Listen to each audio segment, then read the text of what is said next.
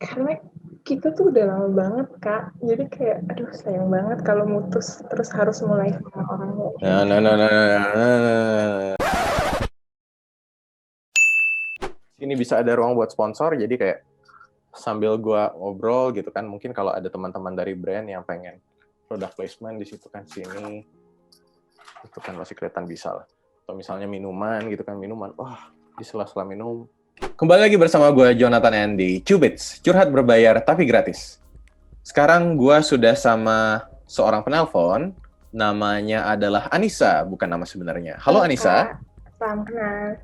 Kalau kamu namanya Anissa, kamu enaknya dipanggil Ani, Nisa, atau Nisa Ica? aja, kayaknya lebih cantik deh. Nisa aja. Oke, baik. Siap. Oke, Nisa. Mau curhat apa nih, Oke, Nis? pengen curhat nih, Kak. Jadi, tahun 2015, aku itu Mhm, masuk kuliah. Kemudian tahun mhm, 2016 ternyata aku punya hubungan nih sama sahabatku. Terus mhm, setelah 1 tahun hubungan, ternyata mulai ada nih konflik di sini. Jadi pada waktu itu kan hmm. sebenarnya udah pengen nih kalau udah punya pacar itu pengen pacaran yang serius, ya kan Kak? Siapa sih yang mau pacaran Oke, ya baik. main-main gitu? Nah jadinya kemudian Banyak loh yang mau pacaran jangan dong main-main. Kak. Terus, Nah terus. terus kayak gitu tuh coba nanya kira-kira nih apa nih kalau setelah lulus kuliah kita kerja di kembali ke kampung halaman kita masing-masing, kira-kira kapan nih kamu Mhm, bakal punya rencana? Terus dia cerita kalau misalnya dia masih punya adik. Nah, adiknya itu saat ini mhm. masih kelas 2 SD. Berarti kalau sekarang sih masih umur 8 tahun. Dia umurnya berapa? Dia nih umurnya 23 sekarang, Kak. Oke, oke. Terus? Kemudian dia dia bilang kayak gini, dia bilang, aku mau nikah kalau misalnya adik aku udah lulus SMA. Nah, kalau lulus SMA itu kan berarti kelas 18 tahun kan, Kak. Nah, terus aku coba hitung-hitung, Right. ya ampun berarti kalau misalnya adiknya lulus SMA 18 tahun, sekarang aku juga udah 23, berarti adiknya sekarang 8 tahun, 10 tahun lagi Ya, 33 gitu Kak. Jadi kayak aduh bimbang nih mau lanjut apa enggak. ya, oke. Ya, kamu mau lanjut apa nggak? Oke, oke, simpel ini. Mhm. Masih ada? Kenapa Kak? Masih ada lagi yang mau dicurhatin? Uh, itu sih masalah pertama Kak. Kemudian iya Oh, nih banyak Kak. masalahnya. Terus? Terus masalah keduanya itu ternyata selama 4 tahun kuliah ini dia itu tidak membayar uang kuliahnya. Jadi kayak udah numpuk banget di kampus gitu Kak. Udah bisa sekitar 20 jutaan gitu. Nah, karena ya Karena, uangnya ya dia pakai gitu Kak. betul, maksudnya Ya dipakai buat dipakai apa? untuk kebutuhan dia sehari-hari, setiap hari. Jadi ya walaupun dia udah dikirim uang bulanan, tapi ternyata dia juga memakai uang kuliah itu. Terus dia baru bilang kalau misalnya uangnya itu dia pakai selama ini. Terus aku nanya, gimana nih kamu bayarnya? Terus dia bilang, ya nantilah gampang nyicil aja. Nyicil aja nanti dari kampus setiap bulan kalau udah lulus 1 juta per bulan. Dia bilang kayak gitu Kak. Jadinya aku di sini, oke, finansial dia nih udah maksudnya udah nggak teratur nih. Terus sama hubungan kita juga, jadinya makin bingung sih di sini. Apa yang perlu kamu bingung kan? Ya, Kamu kayak mau putus tapi kamu butuh alasan kenapa gue harus nggak nah mutusin dia ya? bener banget Kak.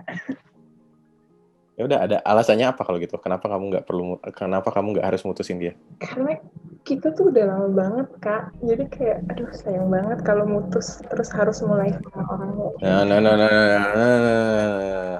Oke, ini namanya sunk cost fallacy. Kayak gue udah keluar sekian banyak, masa gue lepasin sih? Tapi kalau kamu nggak keluarin, sebenarnya kamu bakal makin rugi.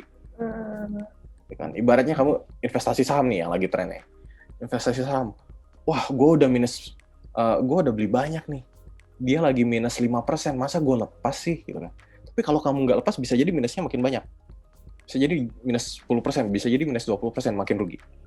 Gitu. Nah, jadi kamu juga berapa tahun sih? udah Kalau kamu 4 bilang udah lama, tahun sih, Kak. 4 tahun, oke. 4 tahun ya. Kamu sekarang Ya, umur berapa? 23? benar.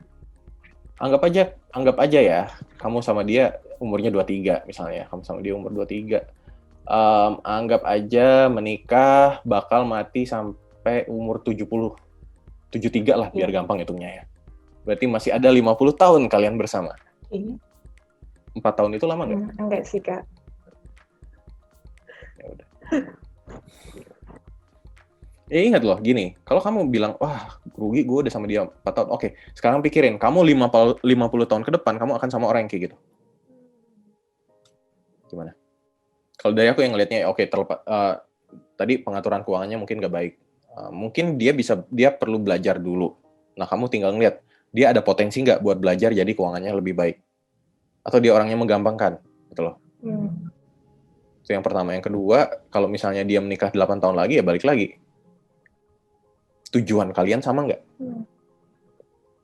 Ada orang, gimana ya? Menurut gue, nggak apa-apa orang itu berubah pikiran. Dalam artian kita semua berkembang. Kita berkembang, bisa jadi kita yang di masa depan, kita yang sekarang dengan kita yang masa depan itu visi misinya tuh berbeda. Gitu, visi misinya yang berbeda. Ibarat ada orang yang tadinya, doyan party, terus tiba-tiba hijrah. Itu visi misinya udah sangat berbeda. Gitu. Tadi gue mau kesini, sekarang gue mau kesini. And it's okay. Gak ada yang salah dengan itu. Kan tinggal ya kamu. Setelah, misalnya, kita udah bareng 4 tahun. Ternyata visi misi kita berbeda nih setelah 4 tahun. Berubah. Tadinya kita mau bareng, tapi sekarang saya mau kesini. Sementara kamu kayak, enggak, gue maunya belok kiri, nggak belok kanan. Nah, itu jadi gimana? Apakah kamu bisa mengkompromi? Apakah kayak, yaudah deh, nggak apa-apa gue belok kanan. Nggak apa-apa deh, misalnya gue menikah 8 tahun lagi. Meskipun itu sebenarnya nggak ada kepastian ya, yang perlu kamu catat juga, nggak ada kepastian. Masih bisa cancel anytime, masih bisa putus kapanpun. Atau kayak, ya udah, kayak jalan kita emang nggak sama aja, ya nggak apa-apa. Kamu mau ke kanan, ya udah aku mau kiri, ya udah kita pisah di sini, and that's okay. There's nothing wrong with it. Nah, gitu. Kamu maunya gimana? Aku sih berusaha untuk ya saat ini jalanin, Kak. Cuman ya gitu juga, dia juga bilang aku akan nikah sama kamu, tapi ya itu kamu harus nunggu sampai adikku ini lulus SMA. Seperti itu. Kemudian Mau kamu nunggu sampai lulus SMA? Kenapa? Mau kamu nunggu 8 tahun lagi? Nah, itu dia, Kak. Kan kalau perempuan kan, kalau misalnya dia udah di atas 30 tahun tuh kayaknya udah susah deh, Kak. Pengennya sih gitu. Enggak juga. Nah, bagian itu sih enggak. Ibaratnya gini, Sofia Lacuba. Udah usia 50 berapa, mau sama gua mau sama dia. Juga ya, Kak. Itu loh, jadi kamu jangan ini. Itu semua salah. Gitu. Ya, ibaratnya Dian Sastro udah married. Ya anggap aja Dian Sastro single, mau usia dia berapa gitu, dia mau sama gue mau sama dia. Di atas 30, iya, gitu kan.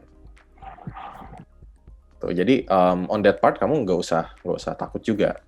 Baik lagi, ya cuma jadinya kayak kamu harus menunjukkan bahwa ya diri kamu ini sesuatu yang bagus. Gitu. Orang yang ya, gue bagusnya begini-begini, sehingga orang jadi kayak, iya, dia menarik buat gue, gitu loh. Jadi jangan takut di bagian itu. Tapi balik lagi, motivasi kamu apa? Kalau misalnya, kamu ingin menikah di usia 25, misalnya apapun alasannya, dan kamu merasa, orang ini nggak bisa ngajak gue nikah di usia 25, ya silahkan. Cari aja yang lain yang bisa. Yang visi misinya sama lah. Gitu. Iya, sih, Kak.